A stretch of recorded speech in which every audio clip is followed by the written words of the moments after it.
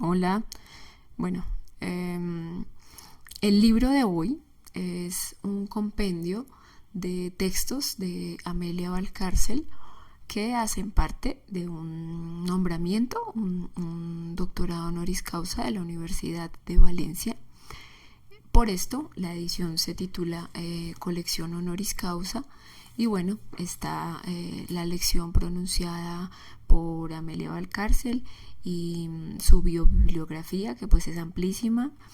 Luego, en esta edición están los textos El derecho al mal, el feminismo es una teoría política, democracia y feminismo, la vindicación del humanismo y otro que se llama la violencia inevitable.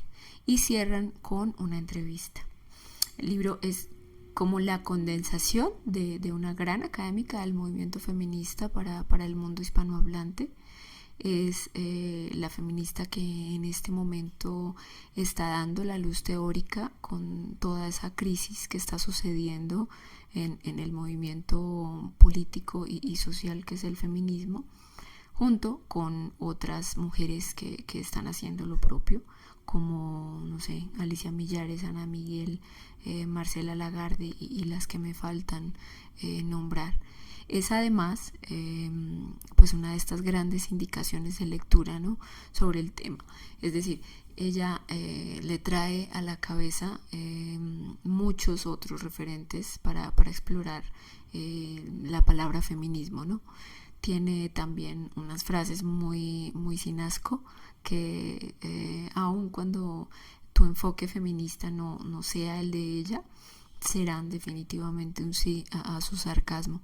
Y tiene frases tan lúcidas también que resuelven mucho otros asuntos teóricos del feminismo. Así que bueno, vamos de lleno a nuestros minutos en frases de Amelia Valcárcel. Yo elegí solamente la teoría política y democracia y feminismo del primer ensayo. Vamos a empezar con él mismo. Añadía que le había sido difícil al principio, se refiere a Gabriel Jackson, el de Civilización y Barbarie, entender las formas en que el movimiento se presentaba y que no advertía la ganancia que de él se siguiera. Que ganaba una mujer liberada. En apariencia, mayores cargas. Y para su sorpresa, las mujeres de las sociedades industrializadas, la gran mayoría, no solo el reducido grupo de las militantes, lo prefería. Al movimiento feminista le acompaña la incomprensión de sus albores y ha tenido matices diferentes. Al fin, es un tópico alardear de lo incomprensible que es en general la fémina, y se habla de incomprensión en lo que se refiere a aquellas posturas verdaderamente interesadas en entender sin conseguirlo. Por el contrario, la literatura misógina y masculina y femenina ha alcanzado cotas sobresalientes de comprensión de los objetivos tanto del sufragismo como de su heredero, el feminismo. Pero muchas veces incomprensión y misoginia se confunden porque utilizan retóricas parecidas. Por aquí hay otra que dice: el segundo sexo. Bueno, aprovecho para contarles que en mi cuenta de Instagram los jueves a las 7 de la noche les estoy dejando grabadas lecturas del segundo sexo, sin mucha interpretación porque no me interesa, más porque me parece un libro de muchas páginas y de muchísimo estudio como para resumirlo en citas de Pinterest, o para que su gran conclusión sea que no se nace mujer, se llega a hacerlo, ¿no? Entonces por allá se los dejo en Carola Lora Lectora en Instagram los jueves a las 7 de la noche por si me quieren acompañar.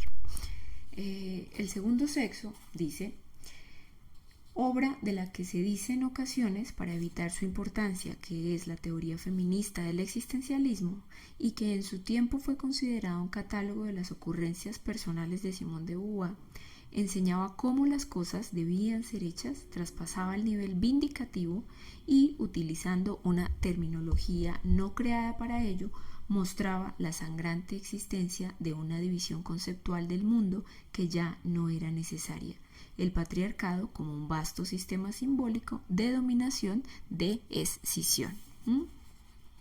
Por acá, en la 83, dice: si hay un movimiento cuyos componentes anuncian de continuo que no han alcanzado sus objetivos, este es el feminista. Idem, se le reprocha que cada vez compromete a una parte menor de militancia. Por último, sus teorías son consideradas endebles y emocionales. Eso cuando son consideradas, que no es lo usual. Y sin embargo, basta echar una mirada en derredor y ver que la posición de hombres y mujeres ha variado sustancialmente en los últimos 20 años. Finalmente,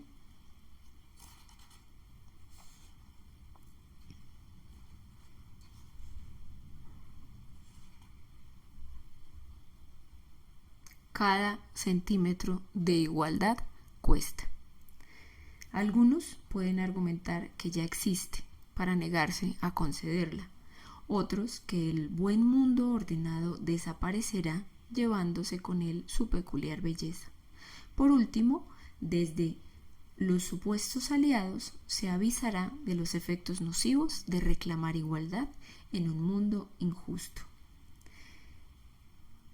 Y sí, en efecto, no puede asegurarse que la igualdad entre varones y mujeres nos haga mejores a todos, pero debe resaltarse kantianamente que es mejor ella misma por la universalidad que comporta. Y bueno, de la democracia y feminismo tenemos que el feminismo se declara a sí mismo como el movimiento político que lucha contra la desigualdad más antigua y más onerosa de todas, la justificada por el sexo, y el poder que la mantiene. El feminismo se autodeclara lucha contra el injustificado poder del colectivo genérico de los varones sobre el colectivo genérico de las mujeres. El feminismo de los años 60 debió encontrar puntos de ajuste con luchas políticas que le fueran afines, pero seriamente no los halló. ¿Qué puede ser afín a un planteamiento como este? Sus tanteos con la izquierda resultaron vanos y sus aproximaciones a la derecha inverosímiles. La izquierda radical le exigió que firmara la prioridad del esfuerzo contra el capitalismo, cosa que el feminismo no podía hacer, y con la derecha convino únicamente en la denuncia de la pornografía y la prostitución. Pero no podía nunca admitir su visión del buen orden moral en el que la jerarquía masculina desempeñaba un gran papel. Por acá. Por eso, el feminismo es en esencia un movimiento difuso, necesariamente difuso, de arco amplio, tanto arco social como arco temporal. Arco amplio social porque el feminismo puede afectar a capas sociales que desde una determinada política se contemplen como incompatibles y puede producir uniones que incluso en ese arco se consideren indeseables. Y arco amplio temporal, obviamente porque es una de las tradiciones políticas más antiguas de la modernidad. El feminismo es pues una ideología y como tal tiene el aspecto de seguir siéndolo durante bastante tiempo. Y por acá tenemos una pregunta que ustedes me pueden contestar si quieren. ¿Necesitan todas las mujeres ser feministas? Bastantes dirían que no y estarán muy en su buen sentido y sano juicio porque lo que consigue el pequeño núcleo agitativo feminista revertirá en todas y no necesitan para conseguirlo estar allí. Pueden quizá movilizarse por algo muy grave o enorme, pero escasamente más. Tendrán, por lo tanto, una adhesión flotante y difusa al movimiento como tal. Ahora bien, ¿qué sucede si, por ejemplo, el reducido núcleo de las militantes no obtiene recompensas individualizadas? O que su única recompensa sea que su vecindario las reconozca como feministas o lo que es peor, como la feminista. Pues que esas personas tenderán a no persistir en su acción. ¿Dónde está la recompensa individualizada de la acción común en un grupo pequeño en el caso de la militancia feminista? Apenas existe.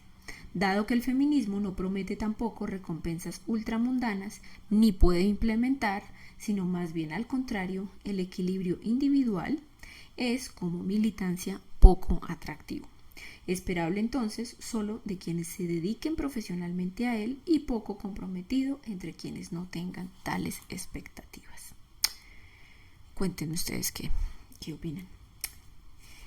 ¿En qué queda entonces, y en estas condiciones ya dichas, el feminismo? Se convierte, hasta bien entrados los años 80, en una ideología implementadora que tiene, sin embargo, dos características notables que voy a analizar una tras otra brevemente. Primero, es una ideología implementadora que, sin embargo, opera sobre una falta de reconocimiento mutuo. Se advierte por todas la necesidad de un discurso común. Toda actividad humana necesita para ejercerse un monto normalmente muy fuerte de discurso, pero no se acaba de engranar ese discurso para que resulte eficaz o no se ve que resulte eficaz.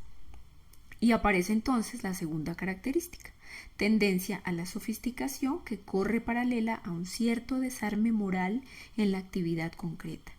Por una parte, pues, un feminismo teórico que alcanza grandes grados de sofisticación y por otra, unas mujeres que abandonadas, digamos, en el seno de su actividad concreta, no saben cómo engranar ese discurso con lo que hacen.